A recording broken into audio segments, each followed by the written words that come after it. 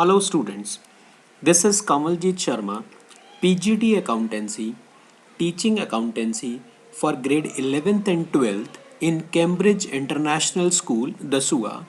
This is the e-learning platform initiated by Cambridge International School, Dasua during the crisis time of this COVID-19. I hope this platform will help you to study at home very conveniently. This session is for the subject of accountancy for grade 12th commerce. This is Kamaljeet Sharma, PGT Accountancy, teaching accountancy for grade 11th and 12th in Cambridge International School, Dasua. Students, today we will start chapter number 3, that is goodwill, the nature and valuation. In this chapter, we will cover the topics like meaning of goodwill, characteristics or nature of goodwill, need for valuing goodwill, factors affecting the value of goodwill, classification of goodwill, methods of valuation of goodwill, that is average profit method, super profit method, and capitalization method.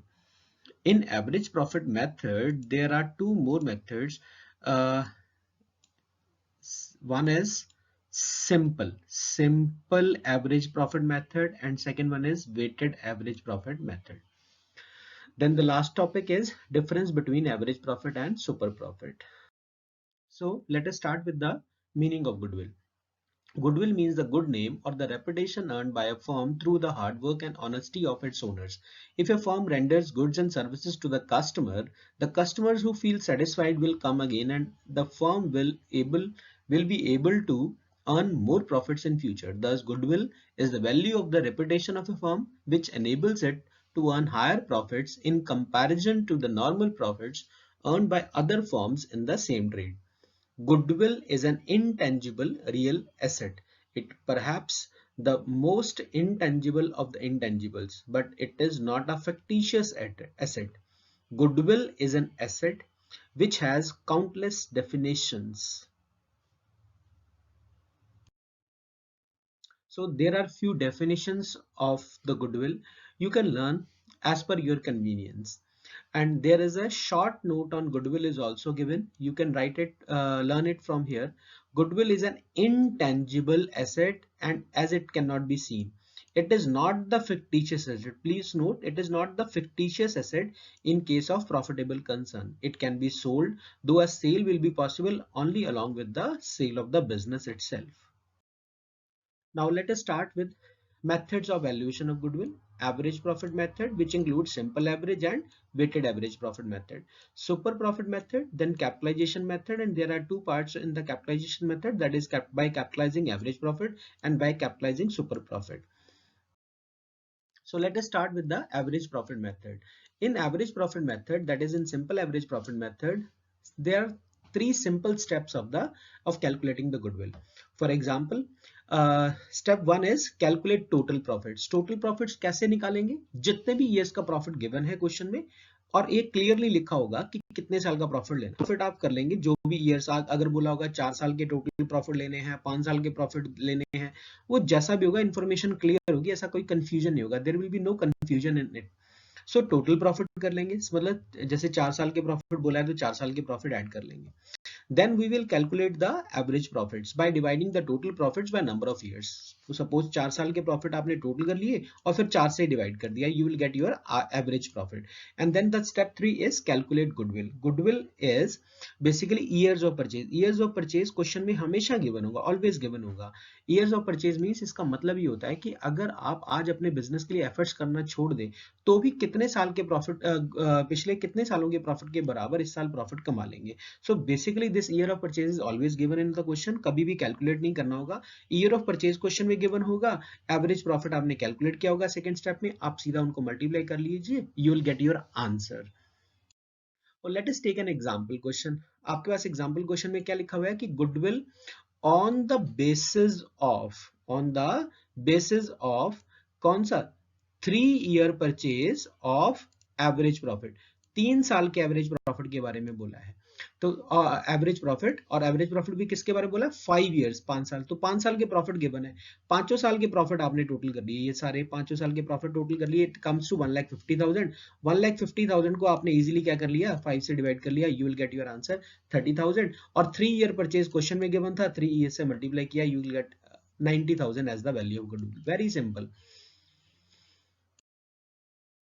ये एक और example question है, इसमें फर्क क्या है कि इस बार क्या हुआ है, एक साल में क्या दिया हुआ है, एक साल का लॉस गिवन है। ये देखो 2002 में क्या गिवन है, लॉस गिवन है। Negative figures in accountancy indicates the losses, या bracket indicates the negative figure in accounts, ठीक।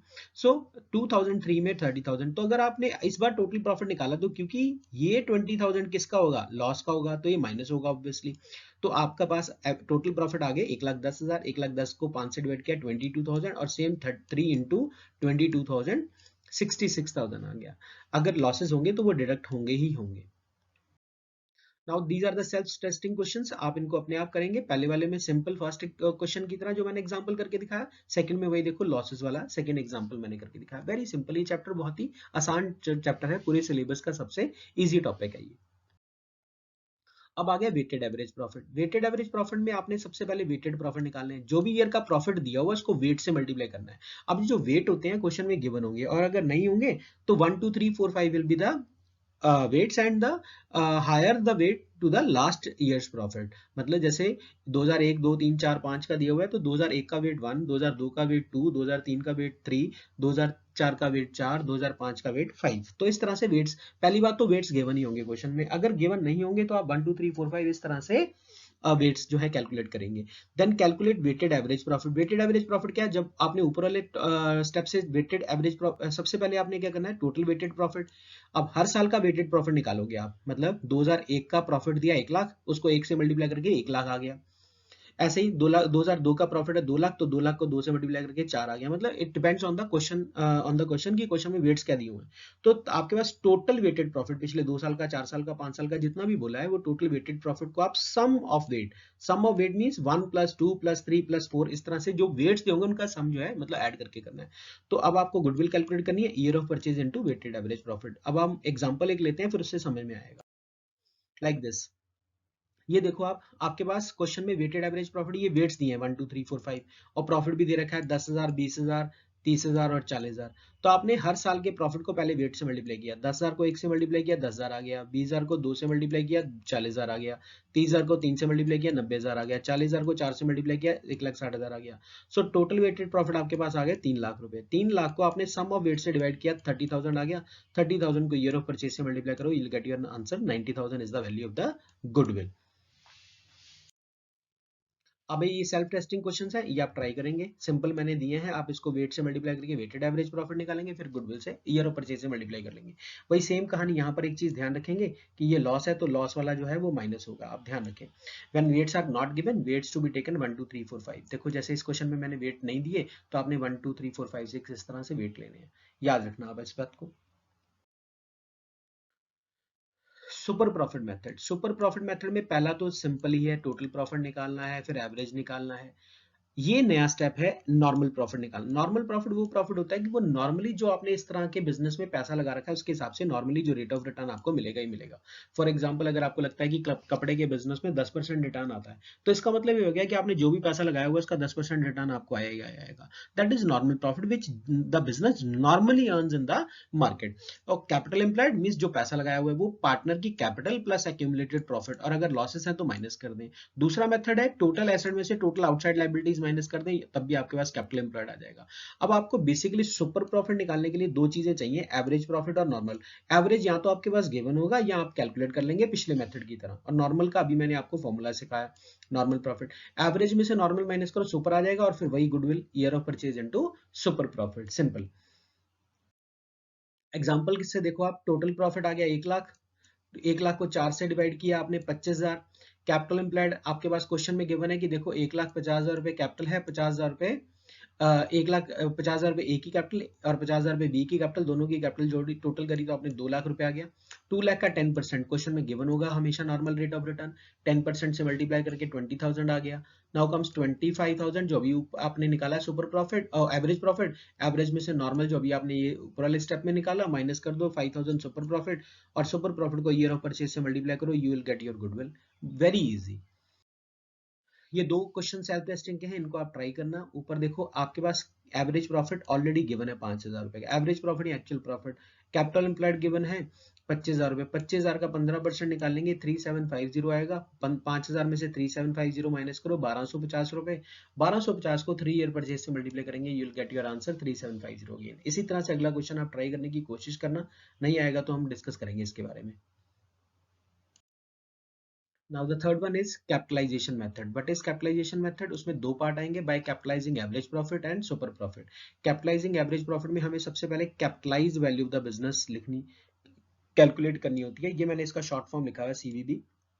आपके पास अगर या तो एवरेज प्रॉफिट होगा या एनुअल प्रॉफिट होगा, जो भी प्रॉफिट होगा उसको आप 100 से मल्टीप्लाई करें और नॉर्मल रेट ऑफ रिटर्न से डिवाइड कर दें, आपके पास capitalise value of the business आ जाएगी। फिर आपने निकाली net asset, net asset basically capital employed, तो टोटल एसेट्स जो भी बिजनेस की उसमें से टोटल आउटसाइड लायबिलिटीज को पे माइनस कर दें, तो आपके पास नेट एसेट आती है, कैपिटल एम्प्लॉयड आती है। तो सिंपल उसके बाद step number 1 minus step number 2, मतलब capitalise value of the business में से आपने किसको माइनस कर देना, नेट एसेट को माइनस कर देना, you will get your answer, that is calculate goodwill.